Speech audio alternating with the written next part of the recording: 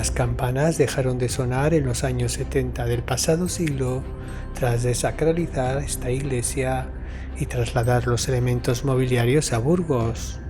Ahora volvemos a oírlas solo a Badajo, no a volteo por el mal estado de los yugos de madera. Tras la gran consolidación estructural del edificio realizada por la Junta de Castilla y León y el empeño en su restauración por parte de la Asociación Cultural Amigos de Villamorón, que este año cumplirá su 20 aniversario. La monumentalidad de la iglesia de Santiago Apóstol de Villamorón sobresale de las ruinas de un pequeño y deshabitado caserío dependiente de Villegas, cerca del río Bruyés. Sorprende un templo así, con una población tan exigua, siendo también infrecuente su fábrica sin apenas modificaciones del proyecto original, con un aspecto exterior fortificado y gran solidez arquitectónica. En la primera parte del documental conoceremos su historia, arquitectura y forma constructiva. En la segunda, cómo nació la Asociación Cultural Amigos de Villamorón en 2003, la consolidación estructural que realizó la Junta de Castilla y León entre 2009 y 2010 y las restauraciones llevadas a cabo con la campaña de micromecenazgo junto a las que quedan por realizar. Hace 2500 años, en la primera edad del hierro, cerca de Villamorón, habitó un grupo de familias ganaderas, dejando una importante necrópolis. El asentamiento, ocupado luego por los celtíberos, posteriormente se convirtió en la villa romana Segisama Julia, la actual Sasamón. En las cercanías de Villamorón existe una fuente romana restaurada, que junto a los numerosos pozos eran los únicos puntos de abastecimiento de agua potable hasta la conexión a la red de agua en 1987. Más tarde llegaron los visigodos y tras el nacimiento del Reino de Asturias, durante la Reconquista y repoblación, el conde Diego Rodríguez Porcelos fundó Villadiego y el conde Rodrigo conquistó Amaya, permitiendo a los foramontanos cruzar los montes cántabros y establecerse en aldeas sencillas. Diego, el hijo de don Rodrigo, fundó la ciudad de Burgos y el conde Nuño Núñez se asentó en Castrojeriz, uno de esos grupos familiares que cruzó los montes cántabros dirigidos por Egas y Mauronta. Con el permiso del conde de Villadiego se asentó en Villegas, Villa de Egas, y Villamorón, Villa de Mauronta. Tras una etapa de desarrollo económico por la importancia mercantil de la ciudad de Burgos, se construyeron y remodelaron iglesias. Villegas y Villamorón pertenecían al alfoz de Ormaza desde el siglo X, y el templo de Villamorón pudo ser obra del señorío de un noble al estar dedicado al apóstol Santiago. Para algunos historiadores el templo es del románico o del románico tardío, para otros un templo de transición protogótico o de estilo gótico, pero no existen estudios, solo referencias. Fechándose entre mediados o segunda mitad del siglo XIII, su arquitectura y escultura es netamente gótica, con elementos estructurales y decorativos heredados del último románico, convirtiéndose en el primer templo concebido en Burgos con el novedoso estilo gótico llegado desde Francia y modelo para las iglesias fernandinas que a finales del siglo XIII se alzaron sobre las mezquitas cordobesas arrebatadas a los almohades por el rey Fernando III el Santo. No tenemos muchas certezas. Sí sabemos, como os decía, que viene de algún lugar de Normandía o de Borgoña. Las referencias técnicas del proyecto para la construcción de la iglesia están realizadas en pies de París, no en pies castellanos de la época. Su gran calidad constructiva de perfecta sillería caliza contrasta con el adobe de las casas del entorno. El material fue traído de lejos y el coste, como hemos dicho, pudo ser sufragado por algún mecenas o importante institución. La piedra que se utiliza aquí, como en toda la iglesia, es la piedra del páramo. Ha sufrido pocas reformas, como el añadido de la sacristía o el atrio cerrado, pero el campanario pudo ser dotado de un carácter defensivo, al igual que otras parroquias castellanas bajo medievales como la de Villegas, durante el peligroso ambiente de los siglos XIV y XV. Su decoración exterior se reduce a unos arquillos ciegos que recorren los muros de la cabecera, varias hileras de sencillos tacos de piedra bajo los aleros y una llamativa gárgola. El exterior de la torre se organiza en 4 cuerpos desiguales, rematándose el segundo en una cornisa recorrida por arquillos ciegos apuntados, apoyados en pequeñas ménsulas con distintas molduras. De las 3 portadas que existieron, 2 fueron cegadas. La más sencilla pudo ser la de poniente, a ras de muro, con un arco apuntado. La del norte era de arco apuntado con un capitel decorado con hojas planas que se enrollan en los extremos. Está cegando la puerta norte. Fijaros que esta iglesia tenía 3 puertas. Hoy se mantiene solo una. Eso también ha dado lugar a distintas interpretaciones. Seguramente hubiera, o probablemente hubiera, algún tipo, según dicen, de conexión. Hay quien ha dicho que si pudo haber aquí algún monasterio, porque las proporciones de esta iglesia no son las de una parroquia, sino seguramente las de algo más importante como pudiera ser un monasterio. No se andaban con pamplinas, se había que destrozar, como veis aquí. Para meter ahí el retablo, pues se destrozaba. Lo mismo que pasaba aquí con el coro.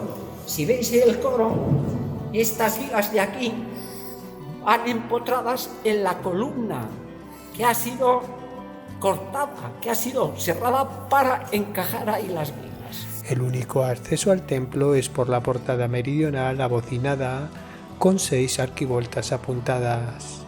El arco de ingreso con 2 bóvedas cuadrangulares y los otros 5 con molduraciones de doceles y medias cañas. Los apoyos son pilastras escalonadas sin decoración y se reviste con imposta de nacela. De cabecera cuadrada y 3 naves de 4 tramos, el interior tiene imagen de un edificio gótico con esbeltos arcos ojivales, flanqueados por doceles y medias cañas, con bóvedas de crucería y capiteles vegetales, con presencia ocasional de mascarones humanos o ménsulas con cabezas monstruosas.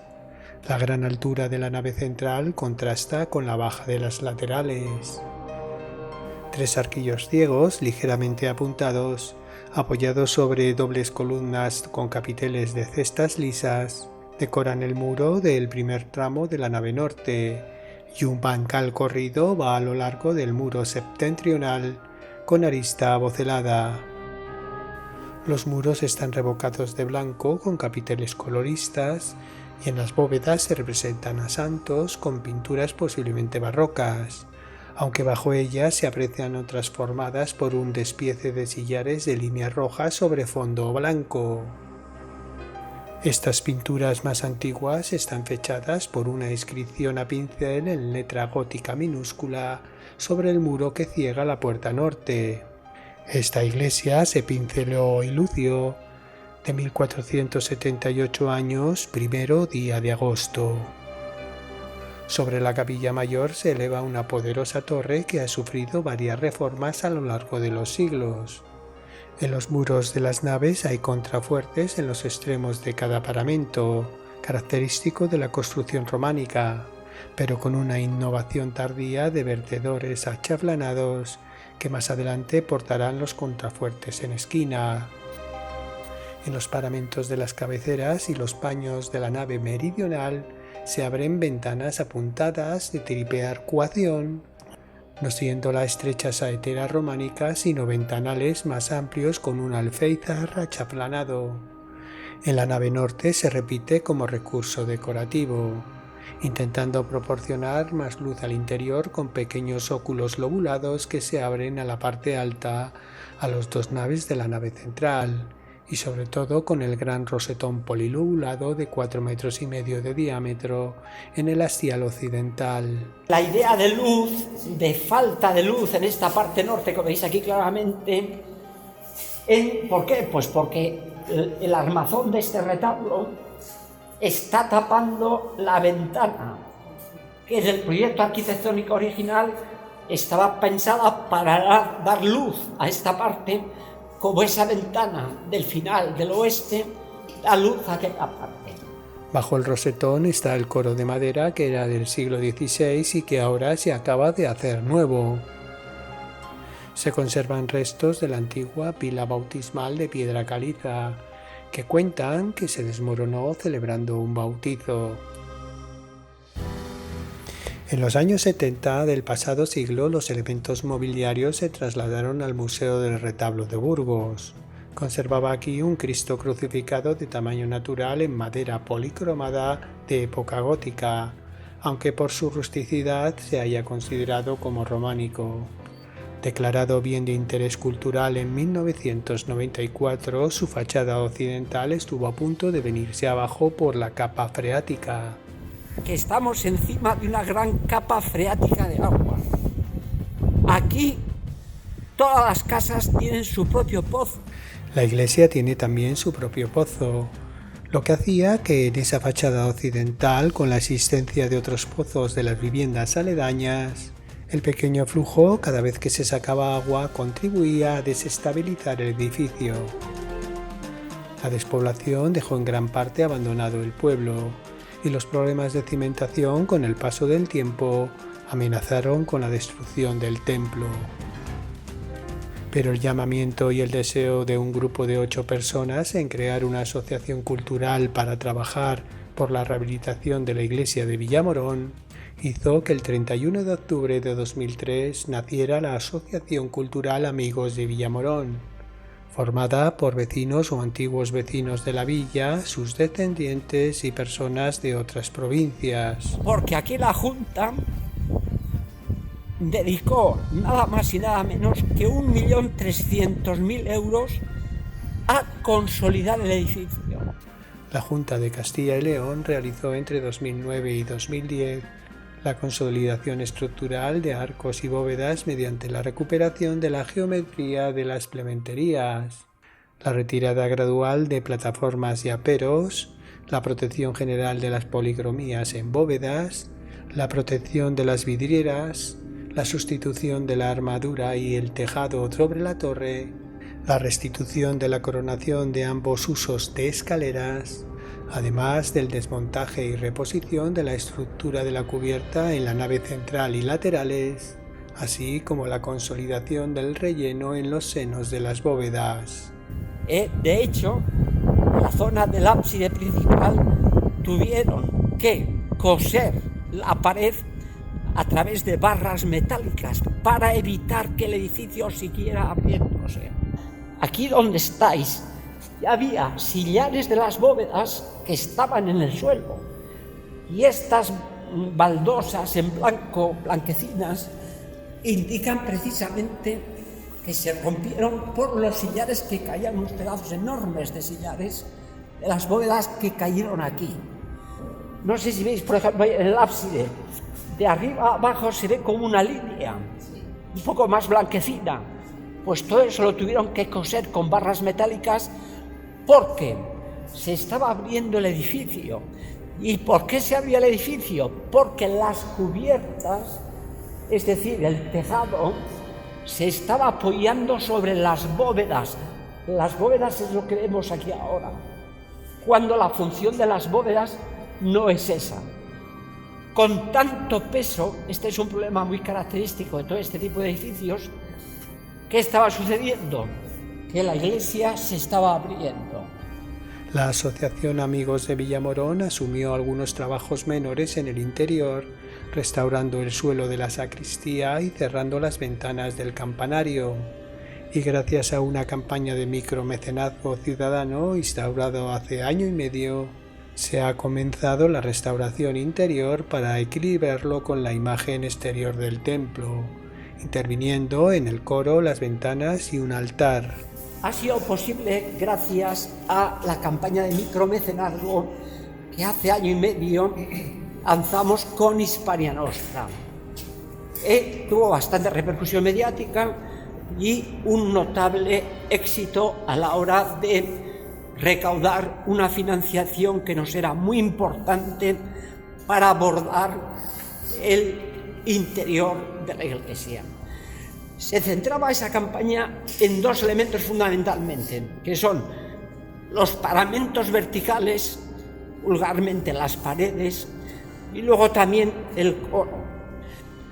Estas ventanas que hoy día lucen estas preciosas vidrieras son totalmente nuevas, diseñadas por el propio arquitecto Antonio de la Fuente y realizadas por un taller de vidrieros muy conocido en Burgos, que seguramente hayáis oído hablar de él.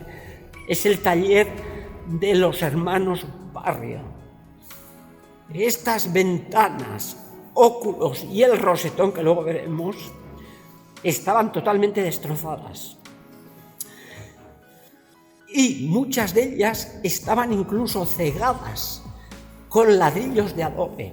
Este coro, por el libro de fábrica, data, bueno, el original, no el actual, claro, que habrá sufrido muchas reformas, de 1526. Si os fijáis ya de entrada, es de esos añadidos que no son felices para nada, porque todo el acceso, esa escalera que va empotrada ahí contra una ventana, pues habla de la poca delicadeza de la gente posterior a ese gran proyecto arquitectónico inicial. También habrá que reparar los paramentos verticales del resto de la iglesia y las policromías en una siguiente fase, sin otra campaña de micromecenazgo, con los fondos que queden y las ayudas de la Junta. Y es una imagen que data desde hace 8 años, que es el tiempo en el que se tuvo que desmontar el retablo mayor, que actualmente se encuentra embalado ahí debajo del coro. Por eso hemos puesto esos paneles un poco para tapar las vergüenzas, digámoslo así. Hubo que desmontarlo porque ya podéis imaginar que su estado era lamentable y estaba a punto de venirse abajo con el peligro que eso suponía. Eso ya veremos si tenemos éxito en una siguiente fase de poder recuperarlo, porque son palabras mayores. Ya disponemos de presupuestos que superan los 50.000 euros. Se trata de un retablo barroco sin policromar. Y también hay mucho debate al respecto en el seno de la asociación, etcétera, que hay quien opina que debe dejarse esto así tal cual. Actualmente la asociación, con más de un centenar de miembros, no interviene económicamente en la recuperación de la iglesia ni recoge dinero para su recuperación, sino que se financia con la aportación de los socios, cuyas cuotas son para los gastos de la asociación y no para arreglar la iglesia.